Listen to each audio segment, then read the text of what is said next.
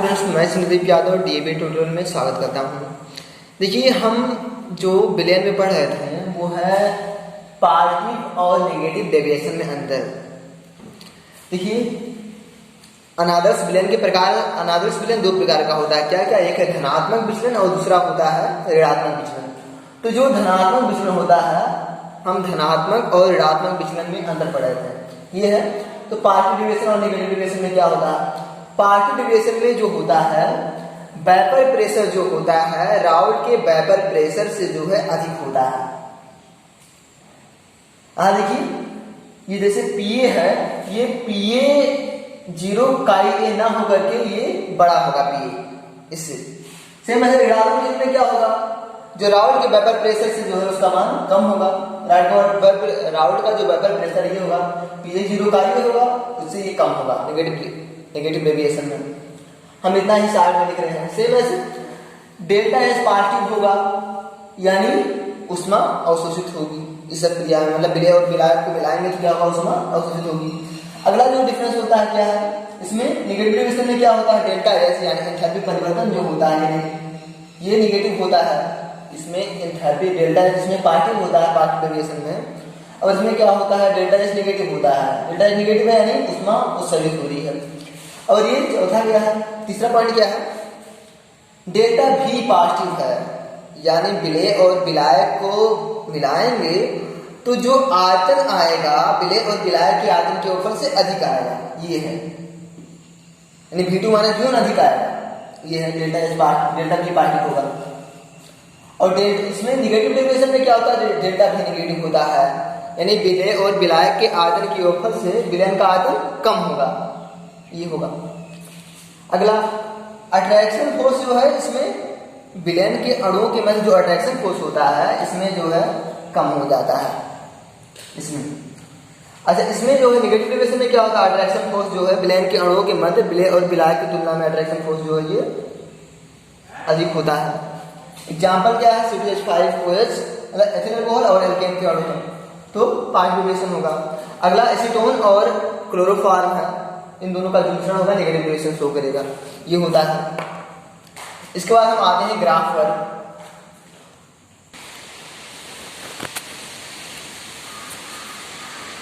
देखिए आदर्श विलयन के लिए जो ग्राफ होता है इस तरह से होता है। आदर्श विलयन के लिए ग्राफ ये होता है, लेकिन हमें पॉजिटिव डेविएशन शो करना है। आदर्श धनात्मक विचलन का ग्राफ बनाना है। तो ये देखिए, इधर क्या है? ये बड़ा है तो ये बढ़ेगा इधर। तो होता है क्या? धनात्मक विचलन में क्या होता है? ये जो ग्राफ होता है ये इस तरह से बढ़ता है, ये कुछ इस तरह से बढ़ता है, ये इस तरह से। और जो पीबी होता है वो इस तरह से बढ़ता है, ये इस तरह से थोड़ा ऊपर करके। ऐसे ये पीएस विलयन का होगा, लेकिन यहाँ पर जो ये होता है पीएस जो होता है इस तरह से बढ़ता है धनात्मक विचलन के लिए। ये पीएस है, ये इसका ये क्या है? धनात्मक विचलन है, धनात्मक विचलन का ग्राफ है। ये कुछ करना नहीं है। जो आदर्श विलयन होता है, आइडियल सॉल्यूशन होता है, उसके लिए जो ग्राफ है हमने पढ़ा था पहले ही। आदर्श विलयन के लिए ग्राफ पढ़ा था। तो आदर्श विलयन के लिए जो ग्राफ होगा वहीं से क्या आगे थोड़ा ही अप कर दीजिए, ये बस ये ग्राफ है धनात्मक विचलन का। ऋणात्मक विचलन में हम थोड़ा डाउन कर देंगे। यहाँ ये जो है ये दर्शा रहा है, ये पी ए को दर्शा रहा है, ये वाला कर दिए। और अगला ये वाला जो है ये वाला कर, ये पी बी को दर्शा रहा है, ये कर ये है। हम ऋणात्मक विचलन का ग्राफ भी बना देते हैं। देखिए, अभी जो ये ग्राफ है अभी ये आदर्श विलयन के लिए है, आइडियल सॉल्यूशन के लिए ग्राफ है। मतलब ये मतलब इस इक्वेशन को सॉल्व कर रहा है। पी ए इक्वल टू काई ए काई एक्स ए या पी ए 0 काई ए को ये फॉलो कर रहा है। ये वाला ग्राफ, ये वाला सेम ऐसे ये किसे फॉलो कर रहा है? ये P B equal to P 0 काई बी को फॉलो कर रहा है। और ये पी एस इक्वल टू किसे फॉलो कर रहा है? ये पी एस इक्वल टू काई पी ए 0 काई ए प्लस पी बी 0 काई बी को ये फॉलो कर रहा है, ये वाला ऊपर वाला सोल्यूशन का। लेकिन जब ऋणात्मक विचलन होगा, ऋणात्मक विचलन में क्या हो जाएगा? नेगेटिव डेविएशन में यहाँ पर इसे ये नीचे से बनाओगे सीधे, ये जो है नीचे से चला जाएगा, ये किसे शो करेगा, ये शो करेगा PA को शो करेगा। थोड़ा थोड़ा बढ़ा है ये, जैसे इसी से A का मोल फ्रैक्शन बढ़ेगा, थोड़ा थोड़ा ये बढ़ता जाएगा, लेकिन कंटिन्यूअसली नहीं बढ़ेगा, एक बार बढ़ेगा एक बार घटेगा। ये है PA का।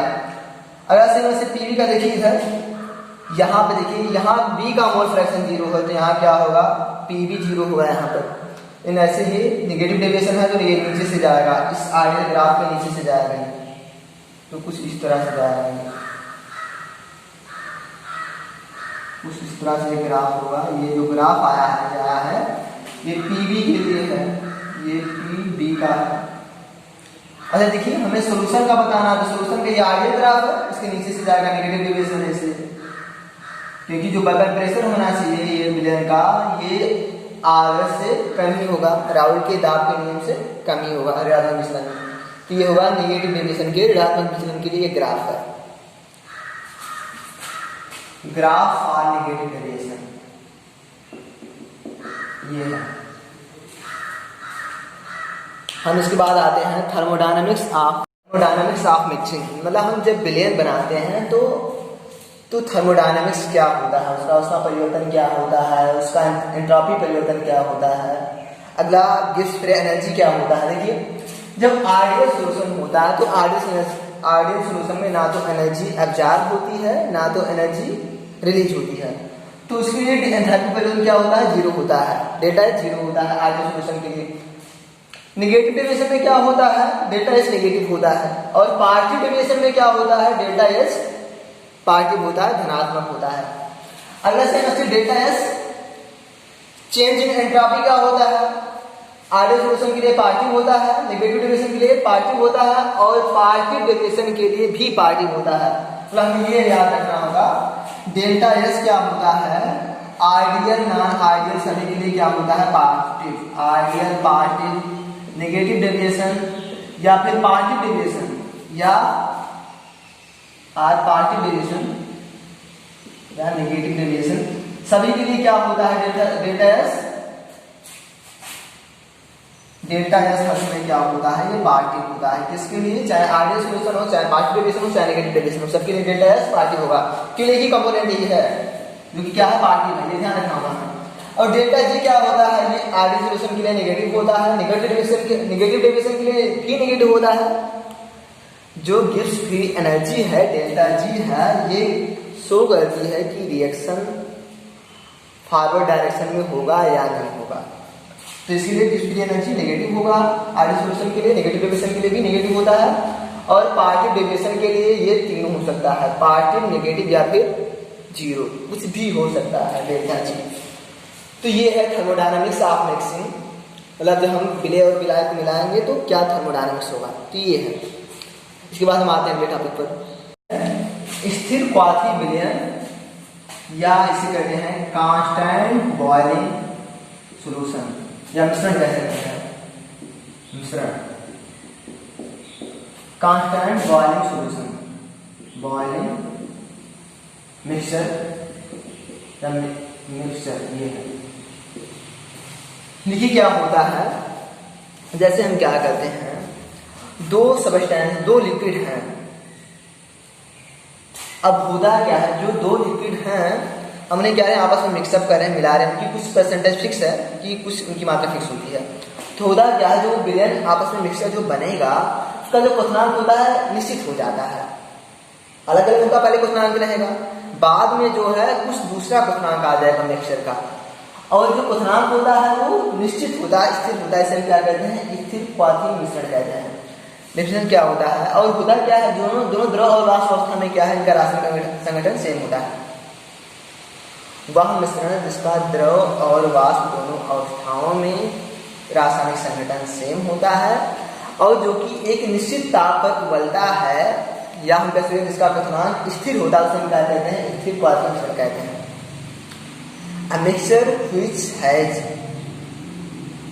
constant boiling point and its chemical structure in vapor phase or liquid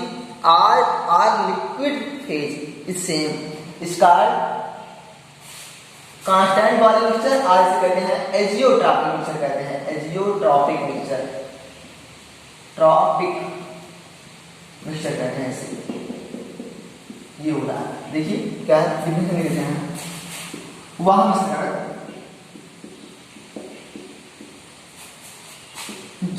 जिसमें या जो द्रव और वाष्प दोनों, जिसमें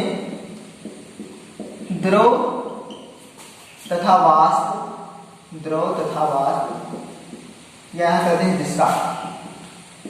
जिसका द्रव तथा वाष्प दोनों अवस्थाओं में रासायनिक संघटन समान होता है, रासायनिक संगठन समान होता है तथा एक निश्चित ताप पर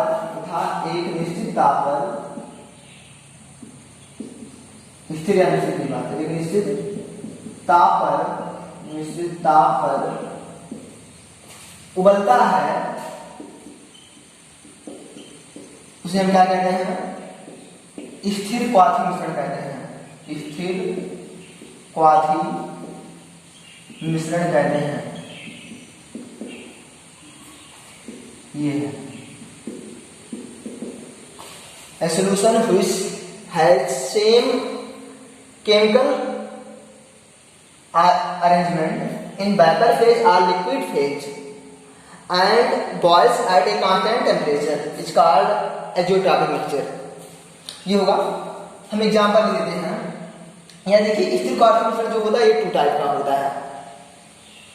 हम एक एग्जांपल पहले लेते हैं, जैसे है C2H5OH, इसका 85, इसका मानते हैं 95% है, और जल है 5% H2O है। देखिए इसका जो क्वथनांक होता है, इसका जो बॉइलिंग पॉइंट होता है, इसका ये होता है 351.5 केल्विन होता है, और इसका शुद्ध अवस्था में क्या होगा, इसका BP, इसका जो होता है 373 केल्विन होता है इसका BP। और जो ये पूरा मिक्सचर होता है, ये अब जो सॉल्यूशन प्राप्त हुआ है, ये मिक्सचर, इसका जो BP होता है, इसका जो बॉइलिंग पॉइंट आता है, ये इससे जो है कम होता है, ये होता है 351 केल्विन होता है।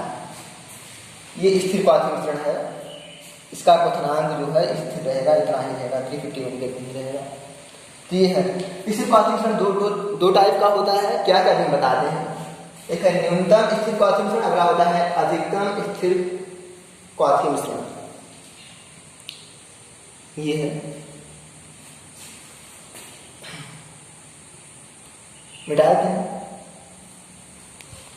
देखिए ये स्थिर क्वाथी मिश्रण जो है 2 प्रकार का होता है, जो टर्म मिश्रण, मिनिमम स्थिर क्वाथी मिश्रण, minimum constant boiling point mixture. अगला होता है मैक्सिमम कांस्टेंट बॉइलिंग मिक्सचर ये होता है। देखिए होता क्या है, न्यूनतम स्थिर क्वाथी मिश्रण में इनका जो BP होता है दोनों घटकों से क्या होता है, कम होता है।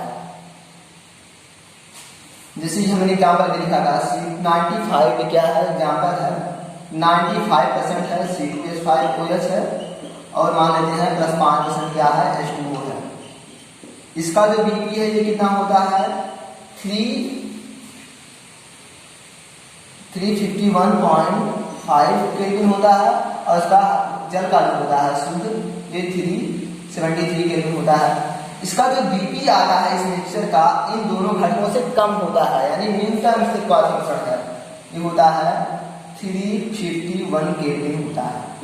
अधिकतम स्थिर क्वाथी मिश्रण की परिभाषा क्या होती है, अधिकतम स्थिर क्वाथी मिश्रण वह मिश्रण जिसका BP, जिसका बॉइलिंग पॉइंट क्या होता है, जिसका क्वथनांक जो है दोनों घटकों से अधिक होता है, उसे हम क्या कहते हैं, अधिकतम स्थिर क्वाथी मिश्रण कहते हैं। जिसका क्वथनांक BP बॉइलिंग पॉइंट दोनों घटकों से अधिक होता है, दोनों घटकों का मतलब दोनों दरों से नहीं, ये दोनों से बना है, दोनों घटकों से अधिक होता है, उसे क्या कहेंगे, अधिकतम स्थिर क्वार्क मिश्रण कहते हैं। अधिक होता है इसे कहेंगे अधिकतम स्थिर क्वार्क मिश्रण।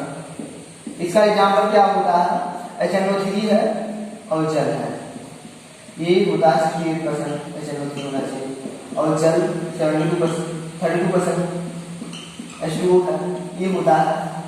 देखिए HNO3 का जो BP होता है ये कितना होता है, 359 है।